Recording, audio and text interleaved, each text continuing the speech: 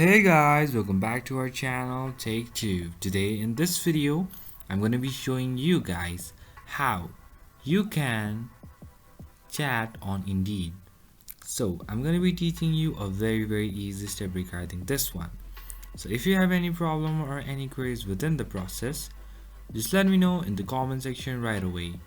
Now without any further delay, let's just get started. So firstly, what you need to do is you need to go to your Indeed website. Once you go over here, just log in with your account, and then what you need to do is, so firstly you'll be in this particular platform.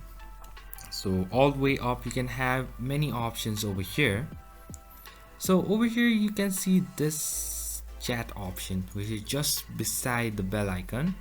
Just go over here, and now so over here you'll be having inbox, archive and spam. So just press on inbox, and as you want have the chats over here with different companies for your jobs, you can chat it from here. So currently I don't have any, so I don't have any contacts over here. So if you have any contacts, you'll be able to chat it from here. So that's pretty much, guys. That's how you do it. I hope this video is helpful for you guys. So thank you for watching our video, guys. If you like our video, please leave a like and do not forget to subscribe our channel and also hit the bell icon so never miss an update from us.